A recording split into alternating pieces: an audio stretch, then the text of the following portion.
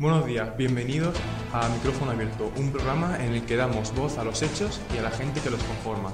En el programa de hoy vamos a tratar sobre el artículo 20 de nuestra Constitución, que dice así: se reconocen y protegen los derechos a expresar y difundir libremente los pensamientos, ideas y opiniones, mediante la palabra, escrito o cualquier otro medio de reproducción, a la producción y creación literaria, artística, científica y técnica, a la libertad de cátedra y a comunicar o recibir libremente información veraz por cualquier medio de difusión. También trataremos sobre el artículo 19 de la Declaración Universal de Derechos Humanos, que dice así: todo individuo tiene derecho a la libertad de opinión y expresión. Este derecho incluye el no ser molestado a causa de las opiniones, el de investigar y recibir informaciones y opiniones y el de difundirlas, sin límite de fronteras por cualquier medio de expresión. Veremos cómo estos derechos se aplican a la actualidad y cómo los siente la gente. ¿Se manipula la información? ¿Se manipulan estos mismos derechos? Y sobre todo, ¿qué es lo que opina la gente? Para dar respuesta a estas preguntas vamos a contactar con nuestras reporteras María y Carmen. Buenos días, María. Buenos días, Rafa. Hemos viajado hasta Granada para grabar una manifestación de estudiantes como excusa para tratar el tema de hoy. En el derecho a la información en la historia constitucional española siempre ha habido un carácter pendular de constituciones progresistas y conservadoras. Ya en el Estatuto de Bayona de 1808 la libertad de prensa aparece como un derecho, pero con ciertas limitaciones. La imprenta contribuyó mucho al desarrollo de esta libertad. 4 años después, la Constitución de Cádiz marcó el comienzo formal del constitucionalismo español, y así, según reconocía en su artículo 371, la libertad de expresión sin licencia. Demás ejemplos, como la de 1837 en su artículo 2 o la de 1845 con la libertad de imprenta, contribuyen a la formación del derecho a la información, que en la Constitución de 1869 se define sin ninguna preventiva. En materia de libertad de expresión, el Fuero de los Españoles de 1945 establece esta libertad restringida por el Estado, al igual que la Ley de Prensa de 1938, hasta que en 1966 la Ley Fraga justifica en el preámbulo la necesidad de una nueva ley. Establece como 3 grandes principios la libertad de expresión, de empresa y de designación de director. Como colofón de este contexto llegamos a nuestra Constitución actual de 1978, en la que en el artículo 20 se reconocen y protegen los derechos de expresión y comunicación sin censura previa. Pero ¿hay límite a la obtención de la información? Exclusivamente, según la legislación, hay 3 casos: los secretos oficiales, artículo 105b de la Constitución española, declarados por el Consejo de Ministros para materias secretas y reservadas. El segundo caso es el secreto de las comunicaciones, artículo 18.3 de la Constitución española, que declara ilegítimas las comunicaciones sin consentimiento de los interesados. Por último, el secreto de sumario, una excepción al principio general de publicidad de las actuaciones jurisdiccionales. La publicidad será restringida por la razón de orden público y derechos fundamentales.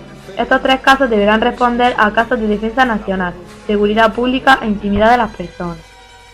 El derecho a la información tiene 3 exigencias: veracidad, correspondencia entre los hechos descritos y la realidad, teniendo en cuenta el contraste de las informaciones, la fiabilidad de las fuentes, la relevancia pública y la prohibición de los insultos, además del derecho de rectificación. La segunda exigencia es la relevancia pública, política, económica, sindicatos, informaciones culturales, etc. De esta relevancia se excluye la publicación de la identidad de los menores de edad. Y por último se requiere la obtención legítima de la información anteriormente estudiada cuando hemos hablado de los secretos oficiales, de las comunicaciones y sumarios. En cuanto a los medios de comunicación, su evolución ha sido resultado de la necesidad histórica de la sociedad capitalista de llevar la información a todo el mundo. Con el periódico había que saber leer, con la radio ya se puede escuchar y solo excluye a quien tenga problemas auditivos. Con la televisión todo se simplifica. La evolución consiste en darlo todo más mascado y publicitar los productos. Vivimos actualmente en una realidad mediada donde gran parte de lo que sabemos en nuestra vida proviene de los medios de comunicación, los cuales tienden a imponer su visión del mundo. Crean las principales redes de significación que utilizamos las personas para comunicarnos. Mirando su evolución vemos como ya la fotografía cumplía una función social e informativa con las guerras. Sin embargo, sufre de un debate entre si es una mera reproducción de la realidad o la realidad en sí. El cartel de la propaganda política es necesario para lograr un nuevo lenguaje publicitario en una era de la fascinación de la imagen. El cómic es otro ejemplo de poder expresarse y tener difusión. Sin embargo, esta capacidad será observada limitada, por ejemplo, con Franco, que controlaba todas las emisoras y la obligaba a conectar con la emisora nacional. El cine siempre ha sido un medio de expresión libre y más accesible. Directa o indirectamente puedes mandar tu mensaje a través de un film con apariencia comercial. A partir partir de ahora debéis servir de distracción para que la gente se olvide de cuáles son los verdaderos problemas. ¿Qué has visto? Gente luchando en las calles. Incendios, agentes de la paz abatiéndolos a tiros, pero la gente... ¿Qué? ¿La gente qué? se defendía. Está pasando. La televisión seguirá con este poder, pero también lo podrá utilizar para la manipulación. Esto lo define muy bien una declaración de Jordi Torrent, periodista que afirma que los informativos han ido diluyendo la escaleta clásica, cargándose algunas secciones para centrarse en las que le dé la gana, mezclándolas sin criterio. ¿Cómo reacciona la gente a esto? Estamos aquí en Triunfo, desde donde ha salido la manifestación de estudiantes. A continuación pasaremos a mostrarle imágenes de esa manifestación como de otras, además del testimonio de los miembros del sindicato de estudiantes. La gente de Granada, al igual que en muchas ciudades, últimamente ha salido a las calles para exigir mejoras. Desde la Plaza de Triunfo salió la manifestación dirección Gran Vía hasta el Ayuntamiento. Bajo lemas de "luego diréis que somos 5 o 6", quieren hacer referencia a la manipulación que sufren por parte de los medios.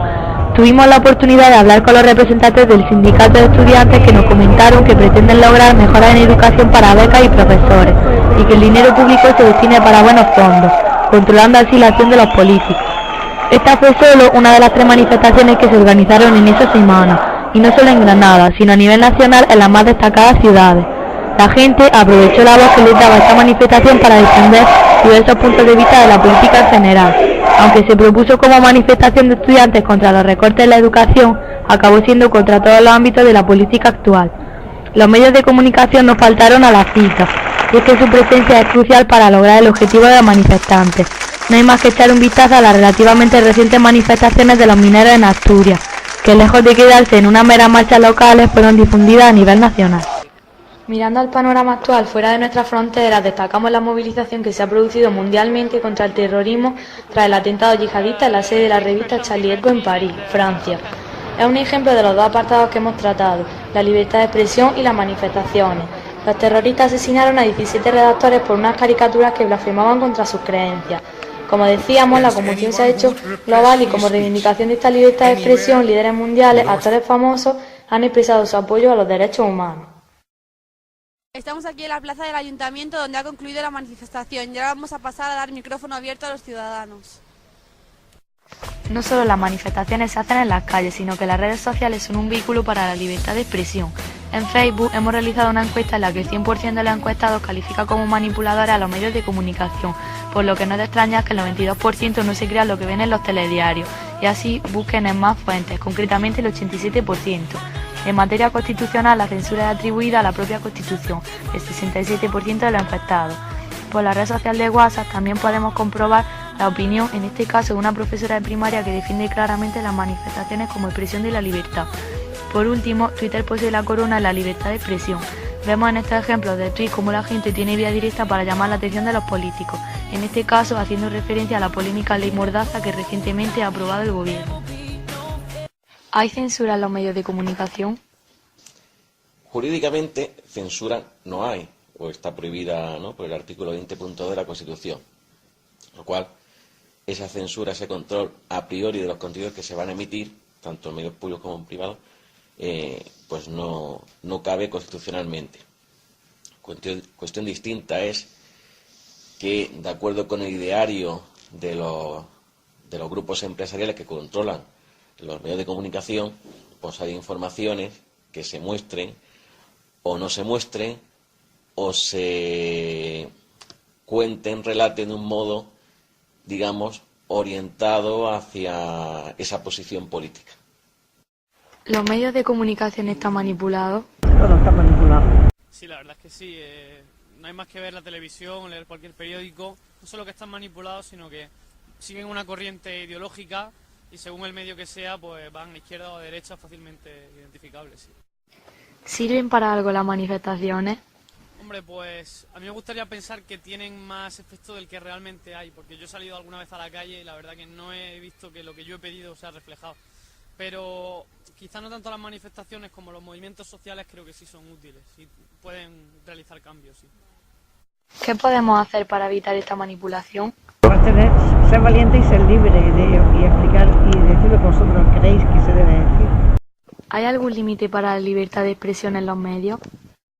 hay unos límites y uno de ellos es, además constitucionalmente en el 20.4 expresamente mencionado, la protección de la infancia y la juventud, y una ley de desarrollo, la Ley General de Comunicación Audiovisual, junto con la Ley de Protección del Menor, que expresamente contemplan que esto, pues no sé, esos contenidos no son de recibo. Es más, el propio operador ha firmado un código de autorregulación, se ha producido un requerimiento que ha tenido una gran repercusión por parte de los medios de comunicación y especialmente por parte de Mediaset, que es un requerimiento de la Comisión Nacional de Mercado y Competencia, en el cual pues pide a Mediaset que revise la calificación por edades del programa Sálvame, porque va justo en horario protegido y prácticamente dice hasta aquí hemos llegado, y hace una resolución bastante dura en la cual recoge diferentes comportamientos producidos a lo largo de estos últimos meses, en los cuales pone de manifiesto comportamientos pues de diversa índole, ¿no?,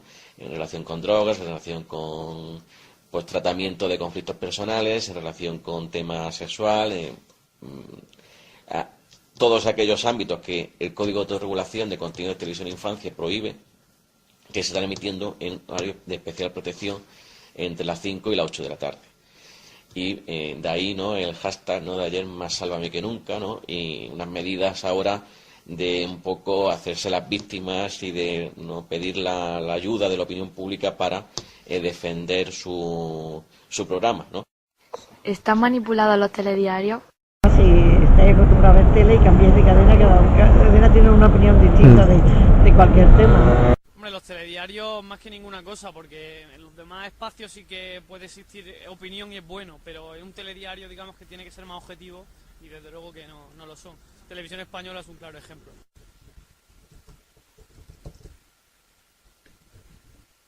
¿Qué?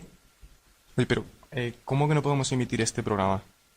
Que no, oye, pero, escúchame, vale que sí, que por mucho que diga el gobierno, que sí, que la ideología de la cadena, que sí, pero acabo de dar a la gente los derechos que tienen para recibir información. Que sí, que vosotros me pagáis, pero... Vale. Ya no necesitaré esto. En Madrid ganó ayer el partido contra el Dortmund. Los 4 goles de Cristiano Ronaldo fueron clave para que el equipo blanco se hiciera con la victoria, así que ya por fin ha pasado a la siguiente fase. Para que la gente se olvide de cuáles son los verdaderos problemas. Cabeza alta y sonrisita.